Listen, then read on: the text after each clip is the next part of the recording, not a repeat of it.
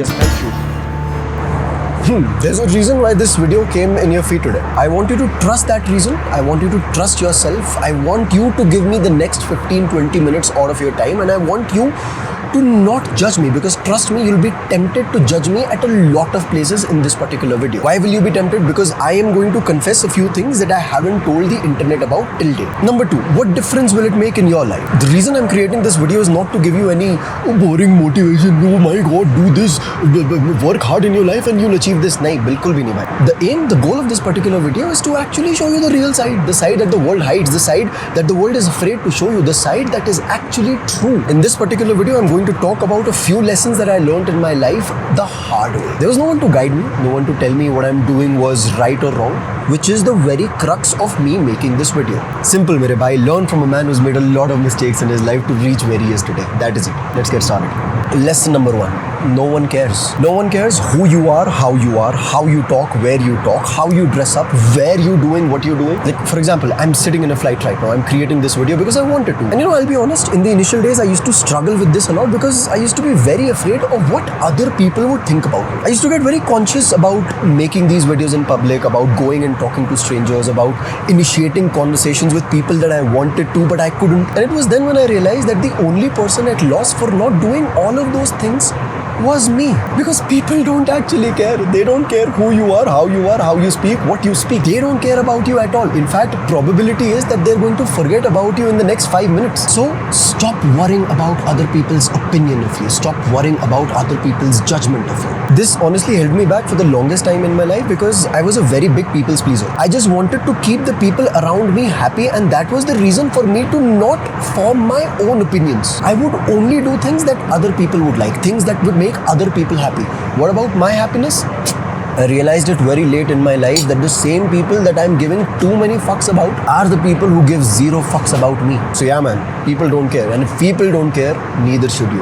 Lesson number 2, you'll be sacrificing a whole lot of things in this particular journey, which might as well make you lonely at times as well. You'll be sacrificing the amount of time you spend with your family, with your friends, with the people you love. But more than that, you'll sacrifice their attention and understanding. Now this is what people don't tell you. People will only tell you that you'll feel lonely, you'll feel alone. Why is that happening? One of the major reasons why it is happening is because in this journey, people will misunderstand you. They'll misunderstand and misinterpret your interpretation, your attitude, and your obsession towards your life. And just because they're not able to understand the kind of passion that you have, the kind of obsession that you have for your dreams, for your goals, there'll be unnecessary fights, unnecessary arguments. Now, there's this entire group of people on the internet who say that, there is no point in making it alone. There is no point in being successful alone. Who will you enjoy that success with? For me personally, it has been very simple. The reason that I'm working is not just for myself, but for my family first. It is primarily for me to give my parents the life that I know they've always deserved, but they've never been able to get. I want to give them that life. I want them to feel what luxury really is. I want them to know what life on the other side really is. So that is why I don't mind being alone. I don't mind people misunderstanding me, misinterpreting me, not being able to get along with my passion, with my obsession, with my dreams. And that is it. That is the lesson right there, that you don't always need people to understand you. It's okay if they misunderstand you, if they misinterpret you, it's okay, because trust me when I say this, it is part of the journey. The reason to play the game is to be free of it. Think about it.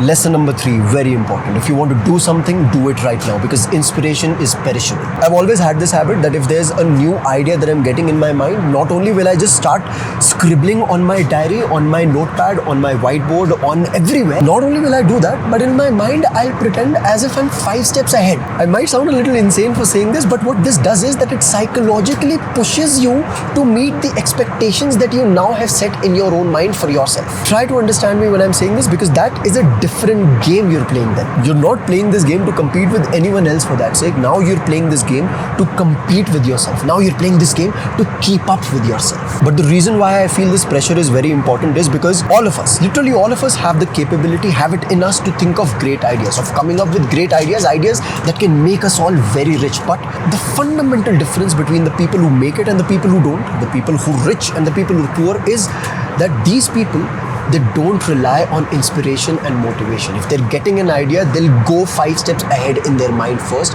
and then they'll act on it. They'll create that pressure situation for themselves. They'll force themselves to come out of their comfort zone and make it happen for themselves, because they know that they're not competing with anyone else. They only have to compete with their own selves. Next up, talking about comfort zone. Bhai Sahab, the most dangerous thing in this world to exist is your comfort zone. I'm gonna make you guys a little uncomfortable by saying this, but why do you think you were not able to talk to the person that you liked? Why do you think you were not able to follow your dreams? Why do you think you were not able to take that particular step? Why do you think you were not able to do the things you always wanted to in school, college, or even now in your life? Think about those answers for once. Maybe even write it down, and then you'll be able to connect the dots. You'll be able to see and realize that most of those things didn't happen because you could not step out of your comfort zone. You could not talk to that girl or boy that you liked because you were scared of rejection. You were scared that they might say no. You could not take that step for your dreams. You could not follow the life of your passion. Why? Because you were scared of failure. You did not know what lied ahead in your life.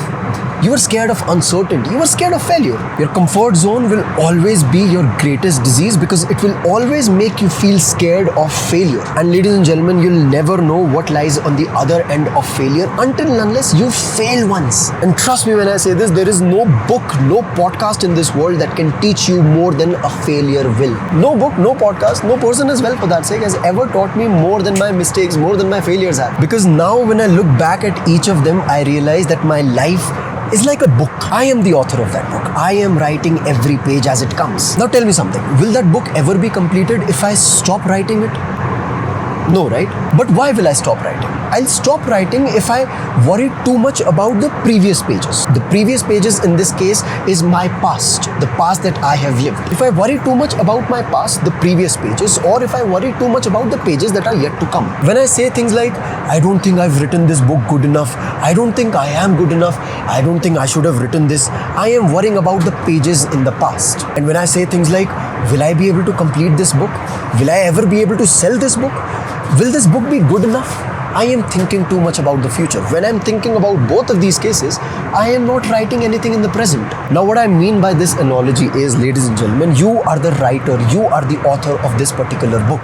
The only way it gets completed is if you learn from the pages in the past to write good in the present so that it shapes a good future.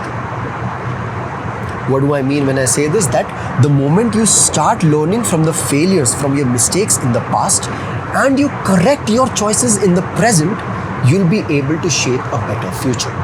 And that is it. That is it. That is literally it.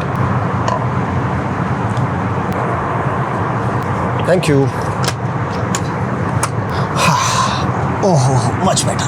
That's it, bhaiyo. Those were a few lessons I learned in my life the hard way. But although I learned all of this the hard way, yet I don't regret any single bit of it. I don't regret the mistakes I've made. I don't regret the failures that I've had. I don't regret the things that I've not been able to do in my life, or the things that I did wrong for that sake. Because I know that everything that I did in my life, literally everything, has brought me where I am today. Had I done anything differently, it would have taken me to a completely different route. So I don't regret anything at all. Why? Because those are the pages in my book. I am the author of that book, right? Those are the pages in my book, and those pages have been completed. If I keep thinking about those pages, I'll never be able to write in the present. And if I don't write in the present, I'll never be able to complete this book.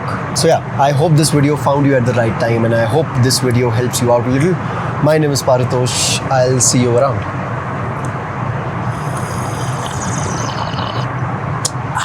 Iced Americano at 30,000 feet, dog. I don't regret any of this. See you.